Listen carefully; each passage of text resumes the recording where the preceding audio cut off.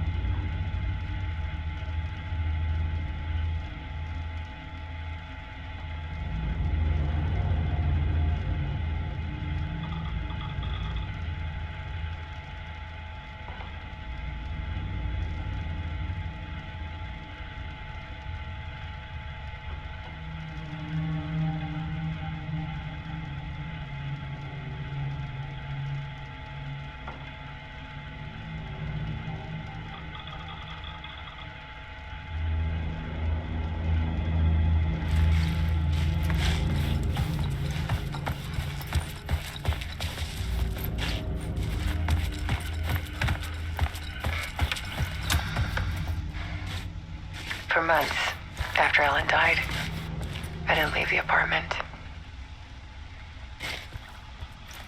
I was flattened by the confusion, the shock, the guilt, the fear.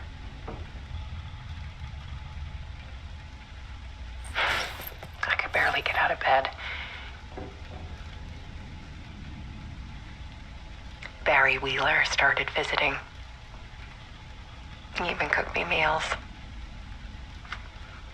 I couldn't stand the guy when I first met him, but he's a better friend than I gave him credit for.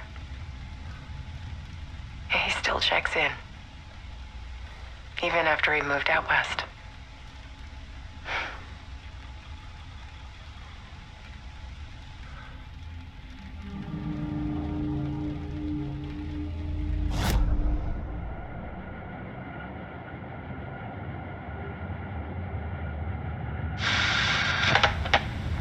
For months after Ellen died, I didn't leave the apartment.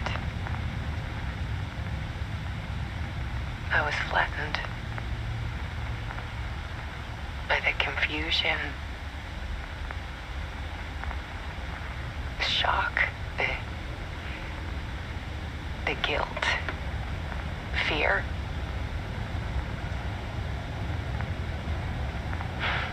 I could barely get out of bed. Barry Wheeler started visiting. He even cooked me meals. I couldn't stand the guy when I first met him, but he's a better friend than I gave him credit for. He still checks in. Even after he moved out west.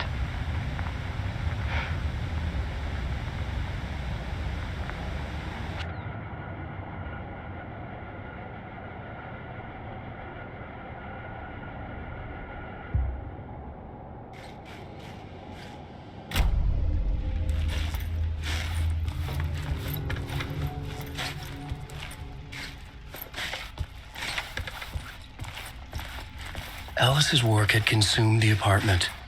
Her whole life.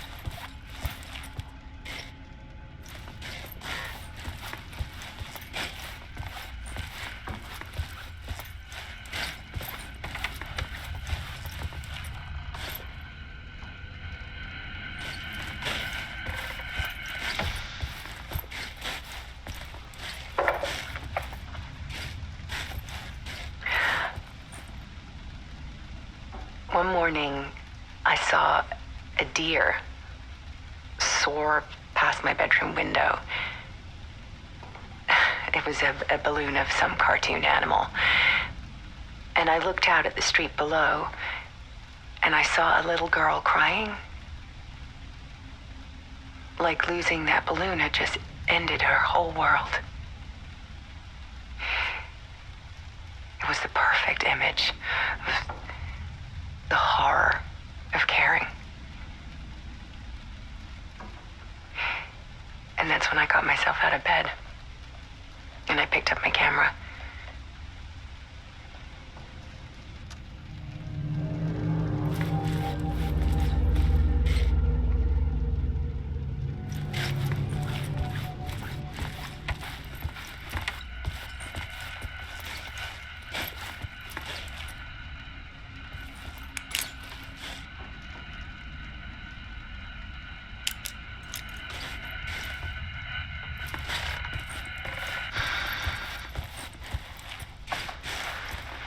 There was something in the dark.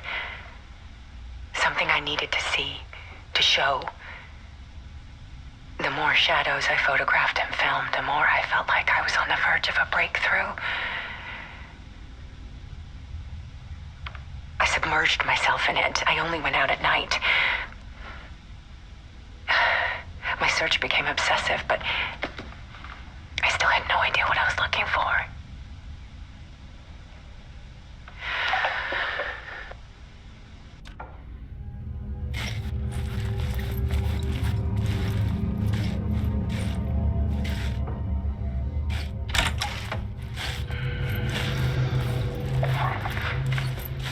There's a world hidden behind ours.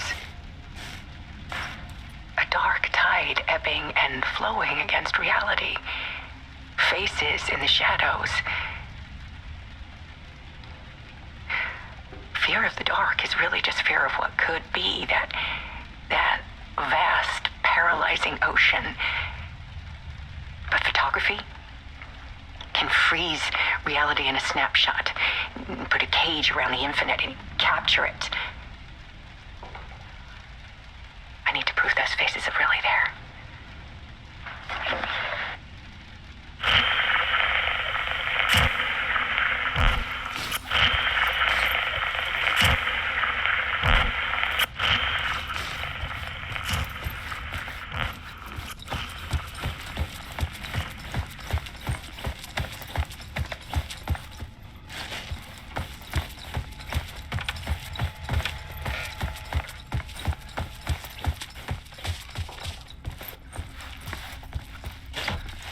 Alice had turned the bathroom into a dark room.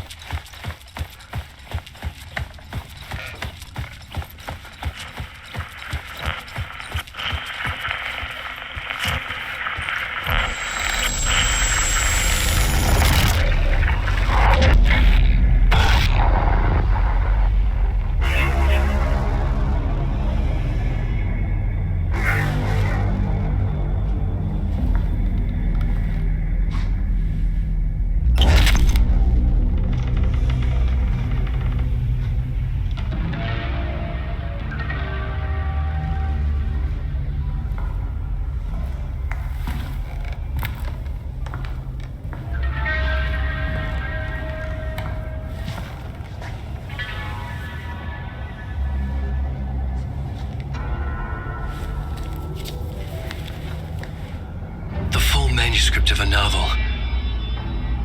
Return. A horror story about the dark presence escaping from the dark place, taking over Bright Falls. I couldn't remember writing it. I had not written it. I would never write this. I knew who had. Scratch. A monster with my face. If this story came true, Scratch would get out, people would die. Destroying the manuscript, it wouldn't stop it from happening. I would have to fix it, edit it. I could not change the genre of the story. I'd have to work within the constraints set by Scratch. I needed someone in the story to fight the darkness. Saga Anderson. I kept seeing her in my visions. She was already in Bright Falls, already involved, but she was not in Return.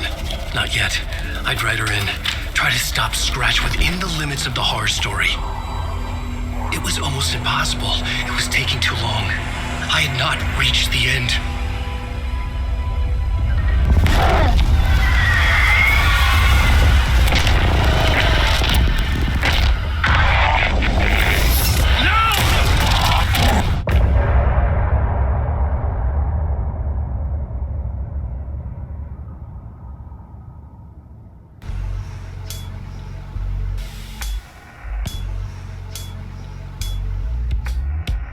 Some say that it moves forever, this love that I lose you on every time. Some say that it moves forever, this love. Some say that it moves forever, this love that I lose you on every time. Some say that it moves forever, this love. It's not meant for me. That meant only for you, I see. Wake up, it's only a dream.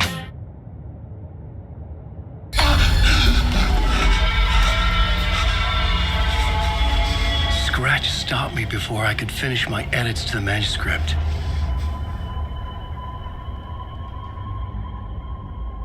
The memory of my edits was already fading. Terrible things would happen if the manuscript came true. Scratch was there, at Parliament Tower, undoing my work. He could use the story to escape. He could go after Alice.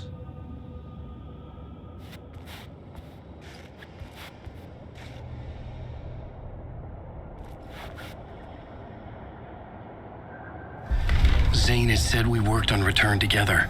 That was a lie. Scratch wrote Return. I would pay Zane another visit. He had guided me to 2 murder sites. I needed a new one to get back to Parliament Tower. A new draft of Initiation.